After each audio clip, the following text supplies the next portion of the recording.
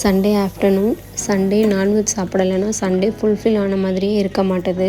உங்களுக்கும் அப்படி தான் இருக்குமான்னு சொல்லிட்டு கமெண்ட் பண்ணுங்கள். அப்புறம் சண்டே ஸ்பெஷலாக இன்றைக்கி உங்கள் வீட்டில் என்ன சமைச்சிங்கன்னு சொல்லிட்டும் கமெண்ட் பண்ணுங்கள். சண்டே ஒரு நாள் தான் நான்வெஜ் எடுத்து சமைச்சு வீட்டில் எல்லோரும் சேர்ந்து சாப்பிட்றோம். அப்படி இன்றைக்கி சண்டே ஸ்பெஷலாக எங்கள் வீட்டில் எடுத்தது சிக்கன். அந்த சிக்கனை குழம்பு மாதிரி பண்ணலான்னு சொல்லிட்டு தான் பிளான் பண்ணியிருந்தோம். அதையே கொஞ்சம் டிஃப்ரெண்ட்டாக ட்ரை பண்ணியிருக்கோம். அதுக்கு ஃபஸ்ட்டு சிக்கன் எடுத்து மஞ்சள் உப்பு போட்டு நல்லா வாஷ் பண்ணி எடுத்துக்கிறோம். அப்புறம் கடாயில் எண்ணெய் விட்டு சோம்பு, வத்தல், பட்டை, லவங்கம், கிராம்பு, மிளகு இதெல்லாம் போட்டு வதக்கிக்கிறோம். அது நல்லா வதங்கவுமே சின்ன வெங்காயம் கொஞ்சோண்டு போட்டு அதுக்கு தேவையான அளவு உப்பு, கருவேப்பிலையும் சேர்த்து நல்லா வதக்கி எடுத்துக்கிறோம்.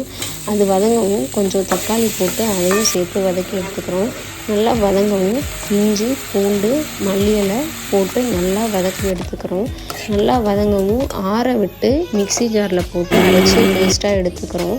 அதுக்கப்புறம் கடாயில் எண்ணெய் விட்டு கொஞ்சம் கருவேப்பிலையும் சின்ன வெங்காயமும் போட்டு வதக்கி எடுத்துக்கிறோம். அதுக்கு தேவையான உப்பும் சேர்த்துக்கோங்க.